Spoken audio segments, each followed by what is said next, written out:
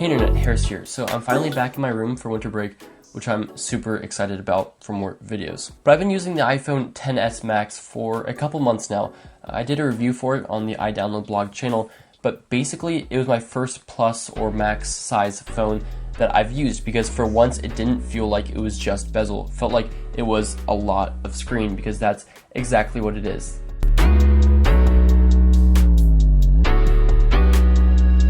But I've actually had the iPhone XR for a while, and I figured it'd be good to actually see how I like it. I've been using it for about a week now, and I have to admit, I don't really see a reason to go back to the XS Max, even with price aside. Okay, so the first thing I noticed when I started using the XR was in fact that the screen was worse than the XS Max.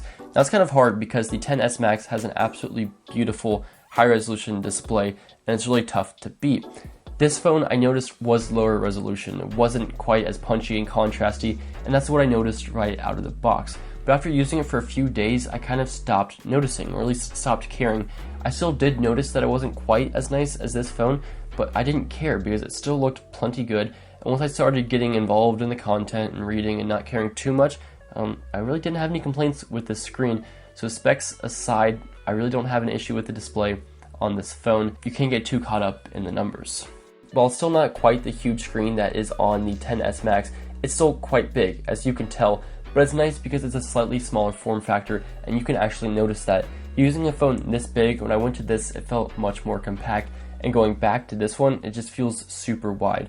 So it's still not a super compact phone, and if we compare it to something like the SE of the olden days, you can see a huge size difference there, which is kind of crazy, but it's good for somebody that wants that big screen phone without that huge footprint. Okay, but I guess I should add a little bit of a disclaimer. This still isn't a small phone. Compared to the XS or the 10, it's bigger and it's beefier, and it's not going to be great for people with small hands because it still is on the larger side. But basically my point was that it's just not as big as the XS Max. So if that's just a little bit out of your comfort zone, this might be right for you, but it still could be too big. Go check it out in the store. Now the next thing I noticed was that the bezels are definitely a little bit wider. If you look really closely, you can see that the iPhone XS Max as well as the iPhone XS and 10 are much more edge to edge than this phone is. The XR does have those slight bezels going around it that are a little bit wider.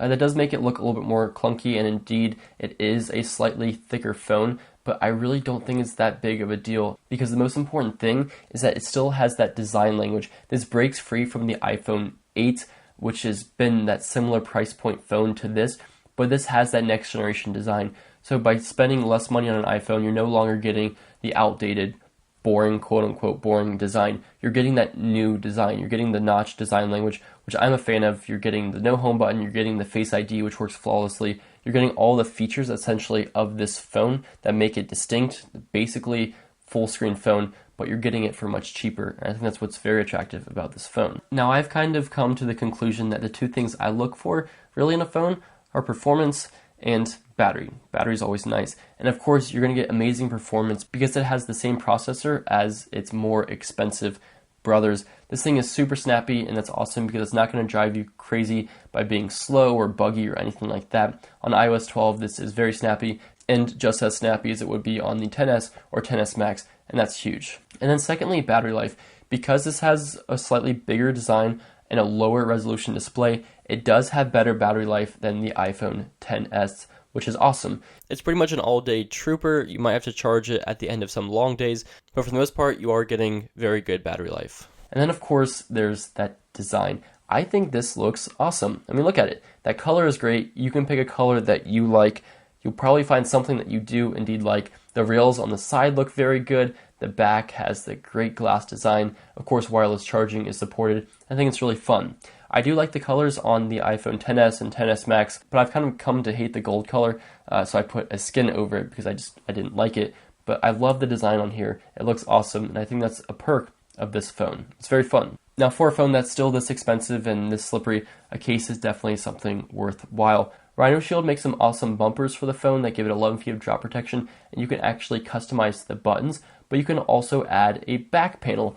So for this festive season, I actually threw on the Christmas one, and you can see I'm all decked out and ready for the holidays. If you want to check out their bumper cases, their full style regular cases, and all of their lens attachments, and of course the button customizations, I'll leave a link down in the description. There's also no pressure sensitivity in this screen, so like no 3D touch. So when you press down on the settings app, it doesn't pull up a quick preview, but in most of the elements throughout the OS, it still sends that little bit of a haptic feedback that makes it feel like you do have 3D touch, but really it's just revolving around a longer press, but it does send you that slight vibration. So it kind of emulates the 3D touch, even though you are lacking some of the capabilities of the XS and XS Max.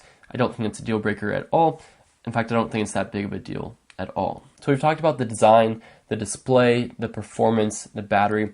What's left? What's different? Basically, that's going to be the camera. So of course, this has the single lens compared to the iPhone XS and XS Max that have the dual lens. What does this mean? Well, you get the same primary camera, which means it's going to be awesome. You can see a photo right now that I take with the rear camera and a photo that I take right now with the front camera. You get slow-mo, you get portrait mode, but portrait mode only works with faces. So for instance, you can see that the portrait mode will indeed work, but then I move it to the side and no bueno. That's not going to work because it doesn't detect a face. That's a bit of a bummer, the fact that it doesn't use that second camera lens to detect distance and depth. So you have to rely on software to use this feature, and it only works with faces. So you can't get that cool shot of the whatever you find in the street and you want to take a picture of. It has to be a face, which is a little bit annoying. But I guess the one pro is that you can stand much closer to the subject to take the portrait mode photo than the other two phones that have to be a bit further back. So that's one advantage, but definitely a disadvantage that you can't do portrait mode pictures of everything. There's also no 2x zoom, which isn't a huge deal because you can always zoom in with digital. It's not going to be quite as good, but it's still not a huge deal. It's kind of disappointing that you do lose that camera functionality over the more expensive phones, but that's the same story for the Galaxy S9 compared to its bigger brothers and more expensive brothers. So I think that's a trade-off that is worth it for this phone. So at the end of the day, what you're really lacking is that second camera. You can't take portrait mode pictures of everything, and you can't use that 2x zoom. The screen isn't quite as good, but I really don't care. It's definitely bigger than the iPhone XS and much bigger than a lot of the older devices, but I really don't think it's that big of a deal because it's still more compact than the iPhone XS Max. So if you're looking to dive into a slightly bigger phone, honestly, I have a hard time recommending any more expensive iPhone than this. You get a lot of features with this. You get the battery life, the performance, still a great camera. I mean, and it's just $250 to $350 cheaper. That's hard to pass up. I think this is a great device if you're looking for a new iPhone, and I think the sales indicate that as well. Let me know what you think of this device. If you have any questions, you can leave a comment and I'll try to get back to you. But thanks so much for watching. Make sure to check out Rhino Shield, and I'll catch you in the next video.